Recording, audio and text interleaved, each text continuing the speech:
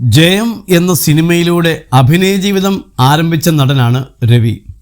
ആദ്യ സിനിമ തന്നെ ഹിറ്റായതിനാൽ അതിൻ്റെ പേര് തൻ്റെ പേരിനൊപ്പം ചേർത്തു. 20 വർഷത്തിലധികമായി സിനിമാ ഫീൽഡിൽ നിൽക്കുന്ന ജയം രവി 2022 മണിരത്നം സംവിധാനം ചെയ്ത പൊന്നിയിൻ സെൽവൻ എന്ന സിനിമയിൽ ടൈറ്റിൽ റോളിലെത്തുകയും പ്രശംസ നേടുകയും ചെയ്തു. നവാഗതനായ ആന്റണി ഭാഗ്യരാജ് സംവിധാനം ചെയ്യുന്ന സൈറൻ ആണ് താരത്തിൻ്റെ പുതിയ ചിത്രം. സിനിമയുടെ പ്രൊമോഷനുമായി ബന്ധപ്പെട്ട് നടത്തിയ പ്രസ് മീറ്റിൽ നായികയായി കീർത്തി സുരേഷിനെ തിരഞ്ഞെടുക്കാനുള്ള കാരണം വെളിപ്പെടുത്തി. ഈ സിനിമയ്ക്ക് ശക്തമായിട്ടുള്ള ഒരു സ്ത്രീ കഥാപാത്രത്തെ ആവശ്യമുണ്ട്. അതുകൊണ്ടാണ് ഞങ്ങൾ കീർത്തിയെ സമീപിച്ചത്.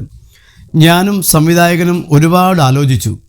നോർത്തിൽ നിന്ന് ആരെയെങ്കിലും ഞങ്ങൾക്ക് വിളിക്കാമായിരുന്നു. പക്ഷേ എന്തുകൊണ്ട് കീർത്തിയെ തിരഞ്ഞെടുത്തു എന്നതിന് സിനിമയുടെ ക്ലൈമാക്സ് കാണുമ്പോൾ മനസ്സിലാകും. കാരണം ആ ക്ലൈമാക്സ് ആണ് സിനിമയെ മൊത്തത്തിൽ താങ്ങി നിർത്തുന്നത്. കീർത്തിയുടെ അഭിനയത്തെപ്പറ്റി പറയേണ്ട ആവശ്യമില്ല. മഹാനടി എന്ന ഒരൊറ്റ സിനിമ മതിയാകും അവരിലെ അഭിനേതാവിനെ എന്നും ഓർക്കാൻ, ജയം രവി പറഞ്ഞു. 2018 നാഗ് അശ്വിൻ സംവിധാനം ചെയ്ത് തെലുങ്കിലും തമിഴിലുമായി റിലീസ് ചെയ്ത സിനിമയാണ് മഹാനടി. തെലുങ്കിലെ എക്കാലത്തെയും മികച്ച നടിയായ സാവിത്രിയുടെ ജീവിതകഥയാണ് ചിത്രം പറഞ്ഞത്.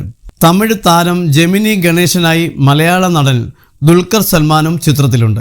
സിനിമയിലെ അഭിനയത്തിന് മികച്ച നടിക്കുള്ള ദേശീയ അവാർഡ് കീർത്തിയെ തേടിയെത്തി.